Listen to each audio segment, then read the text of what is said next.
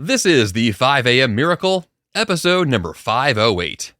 Optimize your metabolism for rockstar health with Angelo Poli.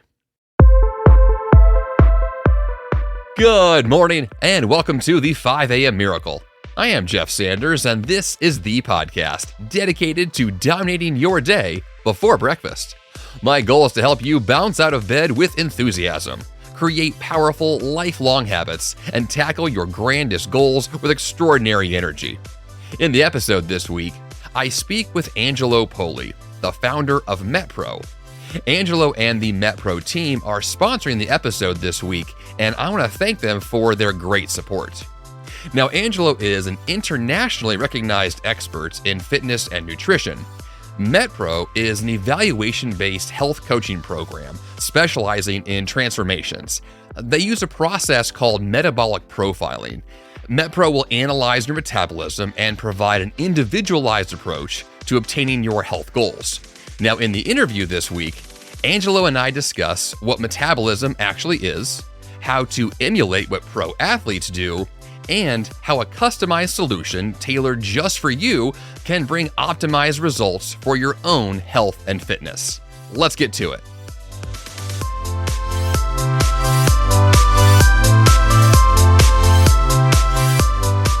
All right, welcome back to the 5 a.m. Miracle Studios, and I am very honored today to have my guest, Angelo Poli, here on the podcast. Angelo is a guest that I am excited to talk to, mostly because we're going to dig into a topic that I have wanted to discuss in detail for a long time now, which is metabolism. And so, Angelo, welcome to the show. I'm glad to have you here. Oh, Jeff, thank you for having me. It is such an honor to be here. Thank you. So before we dig into today's main story about metabolism, I want to back up a bit and let's get a bit of your story in terms of how you got into the world of health and fitness, where metabolism kind of joins in with your story and the work you do today. Well, Jeff, pain and suffering, like so many people who, end up really specializing in one thing. Usually it's out of necessity. So I was, as a young lad, I was into fitness and I was a personal trainer. And then in my early 20s, I just shattered my back. So that was a decade-long saga to recovery. Eventually, I had a L4, L5 spinal fusion that ended up really helping me out. And basically, Jeff, I had a decision to make. During that recovery process for those 10 years, I couldn't really hand people dumbbells on the floor. I wasn't doing a whole lot of deadlifts and squats. But I was so passionate about the science that I have a strong geeky, nerdy side to me. I didn't want to leave the industry. So what I really started doing was specializing in strategy and education. And I would travel to clubs, to hospitals, to colleges, and I would speak on the science of metabolism. And, nothing that I would teach people is necessarily revolutionary, but what it does is it brings to light areas of basically what people think about when they think of the term metabolism, how it relates to their fitness and wellness. And I help people to think about it in a new way that hopefully is useful to our listeners today. Because this has worked for countless, athletes, executives, et cetera, over the years. And so during that time period where I was rehabbing my back, I just specialized in strategy and nutrition for athletes, execs, anyone all over the US. And now, of course, that's evolved into what we do at MetPro, which is now international. And it's a blast, Jeff. It's an absolute blast because I get people every day that come to me and they say, hey, look, I've tried everything. Teach me what are the absolute best strategies that you're using with, the top end, the execs, the celebrities, you name it, the who's who. What are they actually doing that's working? And that's what we do with our clients. And our clients coming to us are usually ready to act. They're ready to implement strategies, try new things. And it's a blast getting to do it. Every week we get to see transformation after transformation. And fast forward, I'm grateful. My back is better. We just have a blast here at MetPro, and I'm honored to get to visit with you today, Jeff. Yeah, I think you and I have a little bit in common in terms of back issues. I had a slipped disc a few years ago and had that repaired with some surgery. And it does radically change your athletic ability when your back is not working. It does, brother. I would not wish that on my worst enemy. It's a Yeah. whole different type of incapacitation. As people say, I had pain when I hurt my arm, my leg. You can kind of get away from it, but when it's your back, it's right at the center of your body. It takes a bigger toll, both I think physically and emotionally, also, especially when it's chronic. So, yeah, I know the struggles involved with that. So. How are you doing? Are you feeling better these days, Jeff? Oh yeah, I'm a few years removed from surgery, and I feel like I'm basically like I don't know 95% ability. Like I'm back in action, which is great. Nice. So I do want to dig into metabolism today, mostly because I want to clear the air on the confusion around it. I think that when I was thinking about this interview with you today, the first thing that popped up in my head was, wait, what is metabolism? Before I even ask him what we're going to discuss, it was like, I'm not even sure I understand it clearly. So let's just kind of start with the very basics here on what it actually is, as opposed to what people think that it is. Oh, great question. Thank you for asking that. So, because there's some legitimate confusion, partly nobody's fault. It's just that there's metabolism from the standpoint of what we talk about when somebody's like saying, I'm having a hard time losing weight, my metabolism is stubborn. And then there's metabolic elements, metabolism from a medical standpoint, which has to do with healthy blood work, blood sugars, et cetera, things like that. What I deal with is the former, not the latter as much.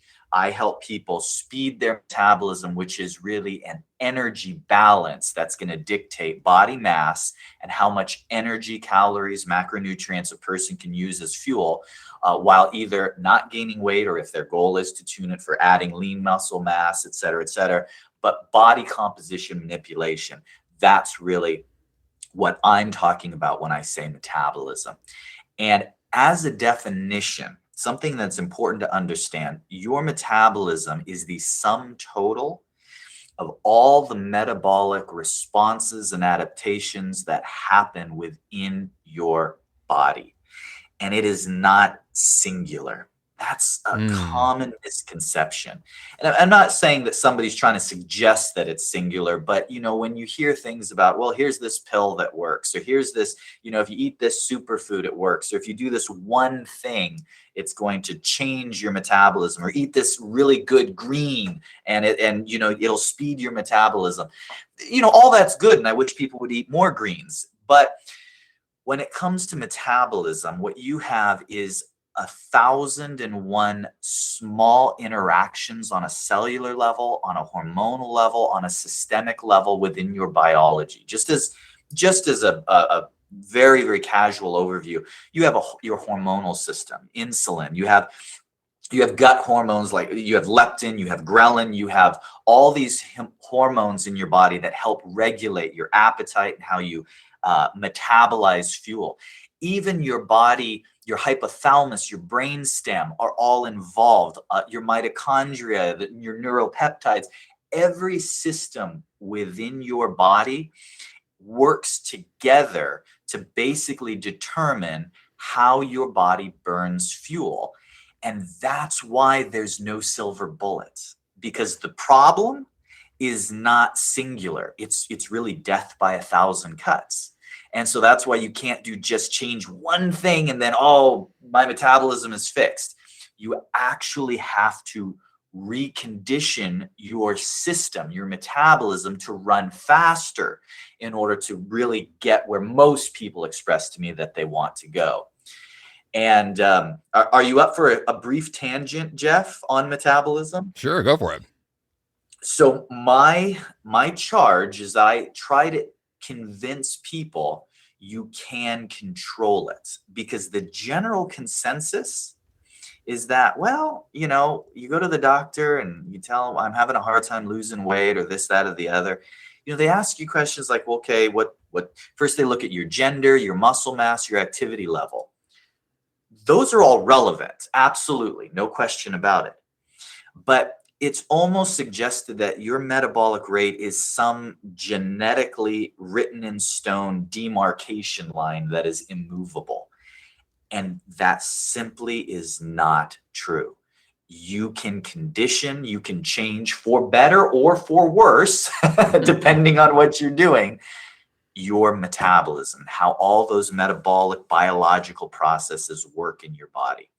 And I can actually, I think I can prove that in about 5 minutes. Are you up for it, Jeff? Let's do it. So what I'd like you to think of, instead of thinking of a set, this is who I am, this is where my metabolism is, think of it more as a adaptation. Your body adapts to the stress you place on it. We know that. So, Jeff, you've lifted weights before, right? Oh, yeah. What happens to your muscles when you lift weights? They get bigger, stronger. There you go. You've spent time in the sun. What happens to the pigment of your skin when you're in the sun for a lot? Gets darker. Gets darker. You expressed to me before we started that you used to do a lot of trail running and even ultra marathons. What happens to your VO2 max and even your heart mass when you run a lot of marathons? Gets a lot better, that's for sure. Exactly. Everything about our biology can be conditioned. Don't think for a second your metabolism is any different. So most people think in terms of, well, I burn this many calories at rest. Well, that's a useful number to have. But the reality is your body will always prioritize survival, and therefore it will acclimate to reclaim homeostasis. Now, that was a lot of fancy words, but basically what it means is your metabolic rate will speed up or slow down to try to prevent you from either rapid weight gain or rapid weight loss, because either one of those scenarios results in death if left unchecked. Your body recognizes that and will adjust, not one thing, but remember that death by 1,000 cuts? It'll start adjusting 1,000 different minor processes in your body that relate to energy metabolism to try and either slow down weight gain or prevent weight loss, which is why the topic of weight loss is so frustrating for people, because they don't understand what their metabolism is doing.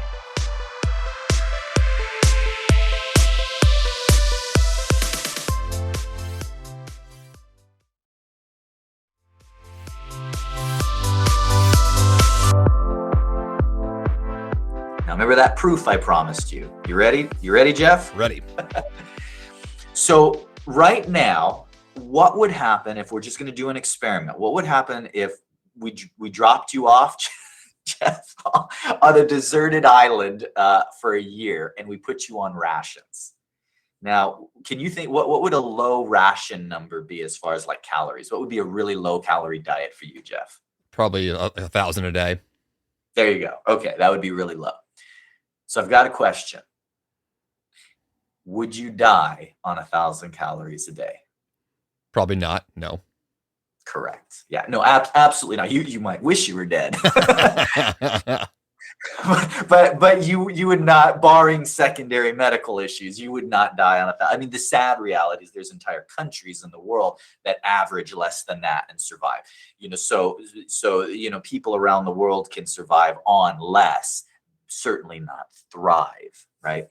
But no, you would not die. So logically then, here's what that has to mean. Would you start losing weight if you ate just 1,000 calories a day? You're on a deserted island, you're eating 1,000 calories a day. Would you lose some weight, you think? Absolutely. Absolutely. Yeah, no doubt you would. But in order to not die, it means you will have to stop losing weight. Otherwise, we're both wrong and you would die. And we're not wrong. So here's what that means. That means at some point over the course of that year, if you happen to have a scale with you, you'd lose some amount of weight for sure, but eventually you're going to step on the scale and you're going to weigh the same thing today as you do tomorrow and the day after and the day after. Because if that didn't happen, Jeff, you would literally continue to lose weight until you starved to death and died. And we established that wouldn't happen. So at some point, I think we can all agree, your metabolic rate will acclimate to that intake and it will stop you from losing weight. Why? To keep you alive. And at that point in time, exactly how many calories a day is your metabolism burning? 1,000. Precisely. So you have just conditioned your metabolism to burn 1,000 calories a day. So why do I use this illustration? To get people to think. I try and get that light bulb moment so people realize you can actually control your metabolism. So let's reverse the scenario. Okay, now you're off the island.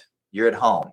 You change nothing about your exercise routine, Jeff. You change nothing about your diet, but every night before you go to bed, you eat a pint of Ben & Jerry's ice cream, about 1,000 calories a night. What would happen to you? Gain weight? Correct. Yeah, logical. You'd gain weight. How much weight? Now, you're the expert on your body, Jeff. You've lived in your body how many years? How old are you? 39. All right. So you have 39 years experience. How much weight you think you'd gain in about a month? Ballpark. At least 10 pounds, I would guess. There you go. So I've given this mental experiment, this illustration at thousands of seminars. And every single person I ask this question to says between 10 and 15 pounds. That's the most common answer that I get. And I'd say that's about right. You'd probably gain about 10 pounds. What if you kept eating that ice cream every night before bed for a year? How much weight do you think you'd gain? I would guess on average maybe 10 to 15 pounds every month over the course of the year. So maybe 100 pounds in a year. Does that sound right to you, Jeff? Could you see yourself 100 pounds heavier in 1 year from a little ice cream? I mean, I would hope that's not true. I hope that my guess is crazy wrong. So the reality is there's no chance adding a pint of Ben & Jerry's ice cream a night in 1 year, you're going to, add a third of your body weight or half of your body weight. So here's the math on that. 1,000 calories a night would be 7,000 calories in a week, right? Okay. So there's 3,500 calories in a pound of body fat. So that should be 2 pounds a week. Now, while you absolutely might gain, 5-10 pounds in the first month, eventually what'll happen is there any chance that over 52 weeks you would gain 104 pounds? The answer is highly unlikely. You'll gain weight and you won't be happy about the weight you gain, but there's no chance you would gain 104 pounds. Now, maybe over the course of years and years, but certainly not in 52 weeks. Why? Why would you say that's the case? Why wouldn't you gain quite as much as the math would suggest you should? What do you think, Jeff? I'm guessing your body adjusts its metabolism to account for the increase in calories. Exactly. And that's what takes place. So somebody could certainly gain 20, 30 pounds in a year, but never what they quote unquote deserve based on the numbers. We notice that plateau effect when we're trying to lose weight, but it doesn't get perceived when it's in our favor. In other words, well, I got off track. I've been eating a little extra the last couple months. I've gained 5 pounds. But if you actually went back and did the math, often you should have gained, according to the numbers, way more than 5 pounds. But that's your metabolism doing its job and acclimating to your intake level. So all this to say, if you can change your metabolism, then there is a way to apply some science and strategy to control it, to do what we want versus what it wants. Fascinating. Yeah. I mean, I'm thinking the example here, it reminds me of when I was, let's say in high school and college age, when I was younger and weighed a lot less, was much more active. And I feel as though, I mean, this is true or not, the older I get, the harder it would be to maintain a lower weight. Or maybe it's, the factors you mentioned before, increased stress, increased, change in my level of activity every day. Like all these factors feel like they're all somehow jumping around in my head as far as like, wait, I did live a different life years ago than I do today, which is maybe why I had different results back then than I do today. Of course. Absolutely, without a doubt, those are factors. And yes, anyone who sees the years ticking by can attest to the fact that your metabolism changes over time. That said, the rules of adaptation when it comes to your body trying to recreate homeostasis still apply whether you're young or old. Still apply. So you still have a large degree of control. It's that most people just don't know how to implement it. And that's where the frustration comes in. They don't know how to implement it in a way that's going to be meaningful for their body. Well, let's tackle that then. So what can we do? So most people, when somebody works with one of our coaches at MetPro, the first thing that happens is kind of an interaction where we go through a goal setting session. Now, there's really 5 things that we want to accomplish. Now, I'm going to abbreviate these because each one we could talk for an hour on, but I'll just kind of give the nickel tour. The first thing that we do is we look at your body type and genetic predisposition. Now, that is not the end all be all, because that adaptive response and survival mechanic will trump even your genetic predisposition. That said, it's an influencer. So I'm going to look at your body type, your genetic predisposition, and that's going to help formulate for me a starting place for you. The next thing we're looking at is your goal. And a goal setting session is not what you'd think, Jeff. When we train our high profile clientele or high level athletes, or even just our grandparents who are looking for a little more energy, goal setting sessions are to decide what you're not going to focus on first. Because I like most people, most people that call me up already have a lot of healthy habits, but because they're diverting their attention in so many different directions, both metabolically, physiologically, and from a time management standpoint, they're not able to specialize in any one thing enough to move the dial. And so that's where, especially if you feel your metabolism has been stubborn, you have to become a specialist for a time. That's where the goal setting comes in. From there, we have to look at lifestyle. Now, there are certain things that every human on planet Earth are going to have in common. And then there are certain things that are going to absolutely be unique to you. For example, are you a family man, Jeff? Do you have kids? Do you travel a lot? Where do you take meals? Do you take meals with people in your family? Will you be eating at restaurants? Are we going to prep your meals during the day? What's the strategy going to be? Those answers are not a one size fits all. They're going to have to be unique to your lifestyle. Then we look at something that we call internally at MetPro called strategic versus metabolic. So when somebody comes to me and says, Angelo, I've tried everything, I just can't lose weight, we do an evaluation and we determine if they're not losing weight because of, frankly, behaviors and time management, or because their metabolic rate has reconditioned to a very low pace. And it can be a combination of both. But there are some instances where someone actually doesn't have a slow metabolism, and eating even a monicum of clean, healthy foods, regular activity, they will lose weight. But they don't have the time managed strategies in place to perform those habits consistently. That's a behavioral client that we are going to help with time managed strategies.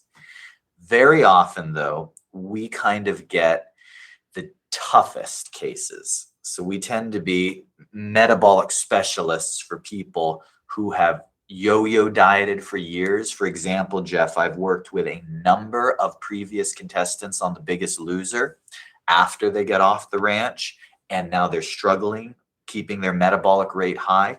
Those are the type of individuals that we will often work with. And so that then leads us to our fourth aspect that we evaluate during basically our initial strategy session. And that is, we establish a baseline for where someone's metabolism is at. We don't guess, because the truth is you can go online and you can Google, what do I eat to lose weight?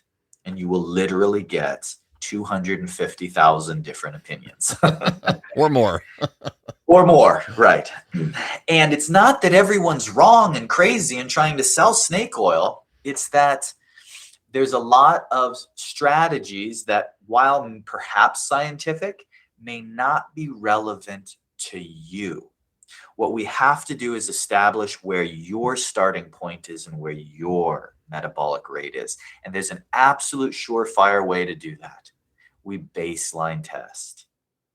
And that's a fairly simple process. We put someone on a simple meal plan using foods they like, but it's calculated. There's no variables. In other words, Jeff, if I was baseline testing you, I would have you for about 3 days follow a meal plan where I know exactly the macronutrient ratios and calories that you're eating for breakfast, lunch, dinner, and maybe a snack or two. With that, what it will allow me to do is determine absolute truth how your body is responding, because there's only 3 outcomes possible. You're either going to gain weight from that meal plan, or you're going to lose weight from that meal plan, or you're going to stay the same weight, right? Mm-hmm. So that is the first step in having a mathematical calculation for weight loss or weight gain, performance, whatever your goals are. We know where your initial metabolic rate is. So we baseline test. Once we have basically what is maintaining your current weight, then I can evaluate now to get someone to, I'm just using weight loss as an example. 88% of people who call me up are seeking weight loss, but we still have people that hire us for athletic performance, for PRs, for marathon running, for sports, for muscle development, etc. But using this as a vehicle, weight loss, I now know exactly what intake is maintaining your weight, and I can calculate what leverage I have to trigger weight loss. And it's not the same for every person. Classic debate. What's better? Do you cut calories or do you cut carbs? You have 2 different camps. No, you got to go low carb. That's the way to lose fat. That's the best way to do it. And then the other camp is no. You just manage your calories and it's mathematical. And which one's right? Well, they're both right.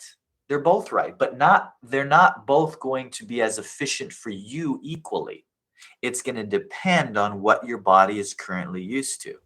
If we find in your baseline test that what's maintaining your current intake is already modest on the carbohydrate side, marginally cutting back on carbs a little further is unlikely to produce a dynamic result. So calorie manipulation is going to be our first step. Likewise, if we determine that you are eating plenty of carbohydrates, but your total calories for the day aren't excessive, then restricting calories a little further is unlikely to be enough to shock your body into weight loss, but carb restriction may.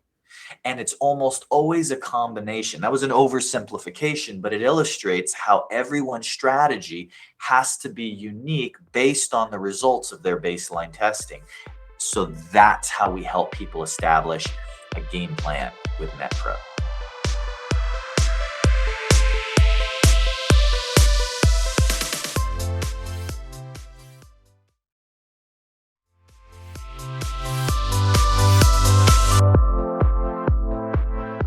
Yeah, I mean, I really like this whole. I mean, I've seen this kind of trend, I think, the last few years in the world of nutrition, especially with a customized plan, with this idea that there's not a one size fits all plan for everyone. I think that the more I think about the changes that I've made for my own diet, my fitness level, my activity, it's always highly customized, whether I'm doing it or someone else is doing it. It's always this sense of what's the next best move for me to take, which is not the same thing as someone else. And I like that sense of customization a lot. And, I mean, that's what, everybody says no such thing as one size fits all. But what's missing is the data. So what each person really needs to have is a method of tracking. Okay, here's my current intake and here's my current response. And based on that, here's my metabolic rating.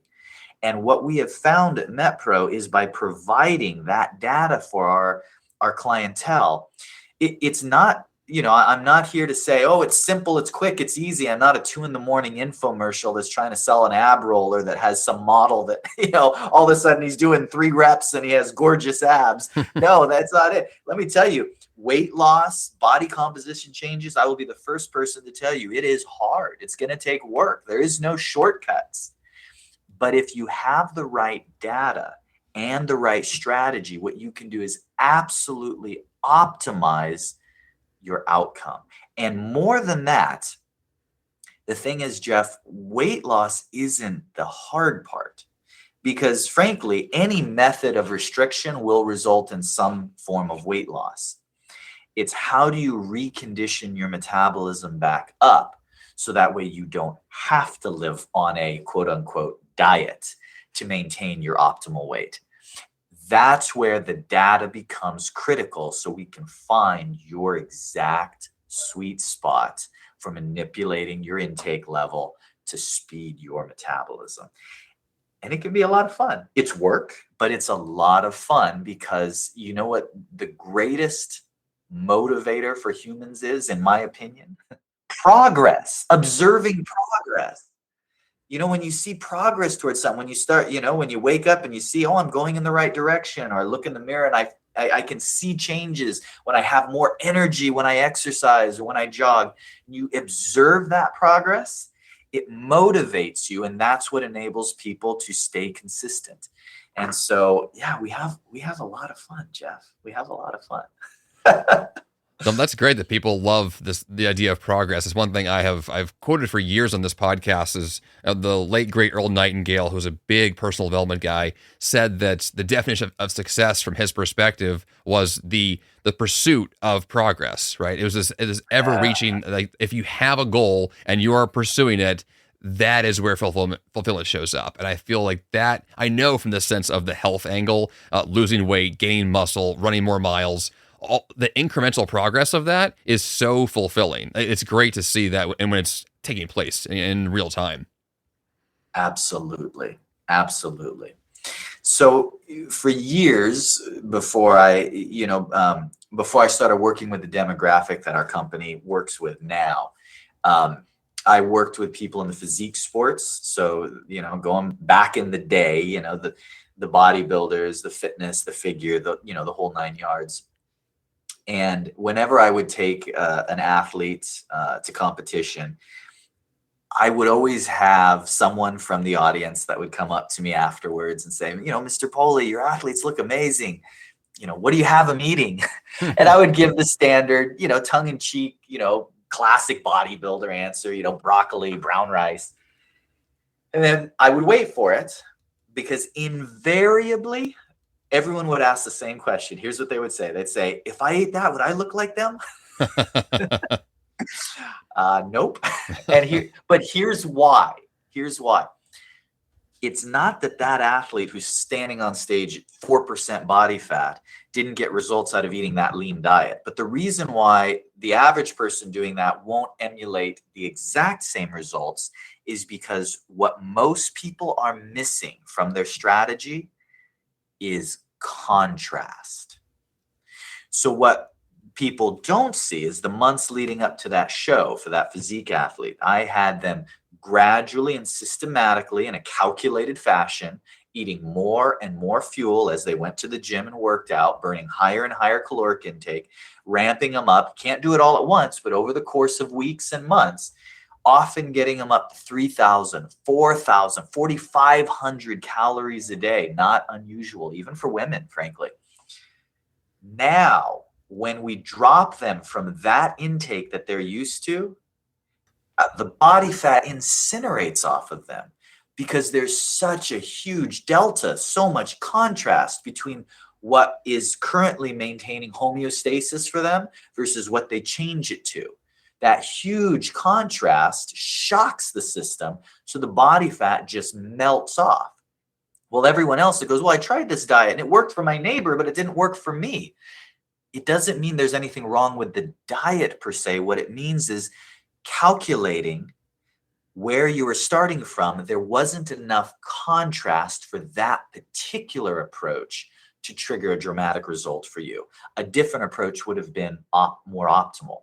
And so that's what we love to help people identify, is find that optimal for you so you can get the best result that you can get. There's no magic pills, no silver bullet, right? It takes hard work, but when you have behind it the right strategy, that's where you see the progress, and that motivates you to just go from the next level to the next level. Where do you think people struggle the most in this conversation? Because, I mean, obviously, you just mentioned the idea that hard work is part of this, strategy is part of this. And I'm thinking, I know from personal experience, like my kind of like this whole thing began today, and this idea of confusion about what metabolism even is, and this idea that there are many like avenues to take. Do you think people struggle the most with just simply saying like, this is too confusing, it sounds too hard, I give up? Or where do we get stuck most often? Yes to all of that, but my experience has been, and perhaps our experience at MetPro is a little biased, because we tend to get people who have really broken metabolisms. Those are the individuals searching us out. So maybe it's a little askew, but most people can relate to this experience, and that is, it seems like every time I try something, either results are marginal or I get results, but it just comes right back. And that becomes very fatiguing and very frustrating. And so that's where, having an expert in your corner who has done this literally thousands of times with other people, who's analyzing and watching all the data in real time as you're performing the steps, and giving you feedback and telling you, okay, based on this, here's what you can expect. I want to see you at this weight by this day, and here's what our goal is. And if we're not, here's our next move, and here's what you can expect next week and over the next 3 weeks. It puts their mind at ease so that they're able to walk that path, take those next steps. And so, and this applies even more than just the field that I'm in. When you have somebody that's motivating you, that's behind you, pushing and cheering you on and giving you the science and teaching you in any field of your life, you excel, So having that extra support is really meaningful. And, I'm not a hypocrite. This is what I do. And when I want to learn a new modality, an area of wellness or fitness, I myself hire a coach. I look for the person I feel is one of the top experts in the field, and I hire them to work with me on it, because the result I get out of that is so much better than me trying to groping around in the dark trying to figure it out on my own.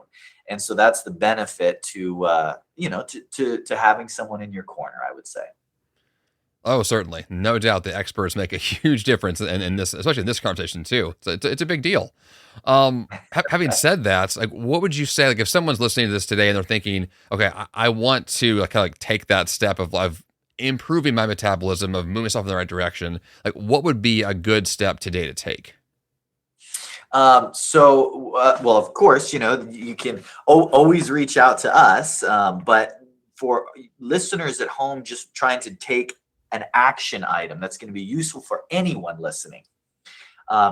Start by tracking your intake and actually get an idea of not what causes you to lose weight or gain weight, but what intake level is maintaining your weight. And that's something anyone can do at home. And now here's some stats on it. I've been doing this for years now, about 20 years I've been in this industry. We have tried every algorithm, every mathematical equation, and here's essentially what we learned. When we first started, we did baseline testing, was a 7-day process where we would have somebody eat a set macro, glycemic load, caloric load for 7 days straight. And we got excellent data out of that. But 7 days is arduous. So we tried it at 5 days, and we compared the accuracy of the data. And the accuracy only fell by like 5%. It was still highly accurate. Then we tried it at 72 hours. So in other words, when I say accuracy, basically what that means is if I were to put you on a diet, a meal plan, Jeff, for 3 days, you're going to gain weight, lose weight, or stay the same weight.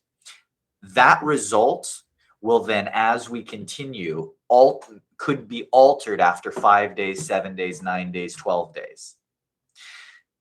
At 72 hours, what we found is the data that we have at 72 hours, while not as good as 5 or 7 days, is 80 to 85% accurate. In other words, the result that you receive at 3 days is going to be the same result that it would have been at 7 days, 85% of the case, which was good enough for us to shrink the process down to being short enough to just 72 hours to get some high quality data. Why do we do it that way? Because we can just repeat another 72 hours and redirect if we have to, knowing that 85% of the time our initial data is going to be correct. Then I got cocky and I tried it with just 2 days of data, and the accuracy dropped to like 30%. So it was a disaster. So there's the take home message. You have to track for at least 3 days. You can't eat totally different things, but if you can eat about the same thing for 3 days in a row, you're actually going to come away with some actionable data. If that still confuses you, by all means, you can, of course, reach out to us. And this is what we do. This is what we're passionate about it. And we would love to visit with you about your results and what it suggests about what strategy is optimal for you. Yeah, where can listeners go to learn more from you? Thanks for letting me throw this out there, Jeff. It's metpro.co/5am. And that's kind of a special link that we put together for your community, Jeff, metpro.co/5am. And if you go there, you can just learn a lot about metabolism and just browse, or you can sign up to have a free consultation and evaluation with an expert. And there's no obligations, just show up to that conversation ready to tell them a little about your health history, your journey so far, what your goals are, and they'll be able to share some really great insights that you can, of course, take and just do what you want with on your own. Or if you want to consider working with an expert, they can give you your options for that as well. Perfect. That sounds like a great program. I feel like a lot of people will get a lot of value from that. So I'll make sure that link, the metpro.co/5am, is in the show notes this week. So we make sure that listeners can click that link as opposed to remembering that off the top of their head. But that'll be helpful there. And Angelo, this was amazingly helpful. I feel like there's so much in the world of metabolism specifically, but then more broadly, nutrition and fitness that is confusing. There is a lot to take in. So it's helpful to have some clarity there as far as what works for the experts, what works for those who are excelling, and how us average people can try to emulate what they're doing. Jeff, I'm grateful for you having me on and letting me share a little bit about this with you and your community. Thank you so much. It's been a blast.